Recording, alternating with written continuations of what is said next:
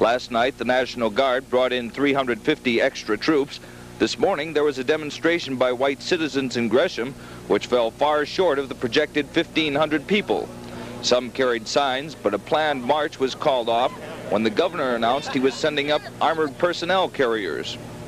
This is simply what they want, is us to go out there and confront the guardsmen, and this is why they have brought 350 extra troops in last night. And this is why they're bringing in the armored personnel carriers today, is because they figure we're marching on the Abbey. And the simplest thing we can do now is go home and forget it.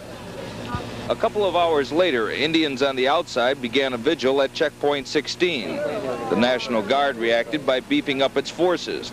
I asked AIM leader Dennis Banks how the warriors inside are reacting to the situation.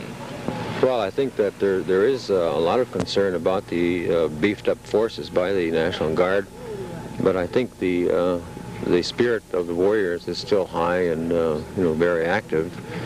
And now that Father Gruppy and Marlon Brando and Father John Garvey and the attorney have elected to stay in there until the bitter end, or hopefully till a negotiated settlement, I think their spirits are very high. The occupation of the Abbey has moved into its second month now, with no real indication as to when it will end.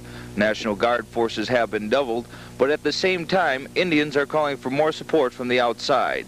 Harry Bloom, TV6 News, Checkpoint 16. The evacuation of the Abbey was underway by 10 o'clock. Indians held a vigil outside the Shawano County Sheriff's Office, waiting for a glimpse of their brothers, sisters, husbands, and wives. Finally, the buses arrived. Sheriff's deputies and state patrolmen formed a tight cordon around the jail and separated only long enough to allow the warriors through. In all, 39 men, women, and children were evacuated from the Abbey. Actor Marlon Brando and Father James Gruppy were also brought out. Both had decided to stay inside until a settlement could be reached. I don't know exactly what the settlement is. The deed has not yet been turned over to my knowledge.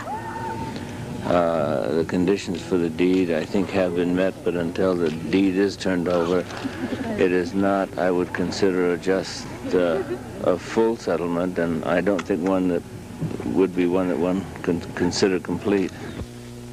This morning, the Indians were arraigned in court, all facing at least misdemeanor charges of criminal trespass and disorderly conduct.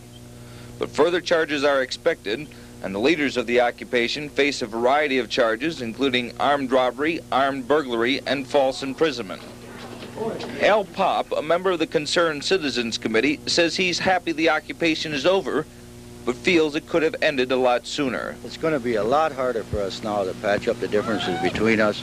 And I think if the Menominee People's Committee would meet with the Shawano's People's Committee and as soon as possible, it would be the best thing for all the way around, so we could start patching up the differences and start going on together as we were before. The problems of Shawano County are by no means over now. But maybe if both sides get together, like Al Popp says, and try and patch things up, things will work out a little bit better. Harry Bloom, TV6 News, Shawano County.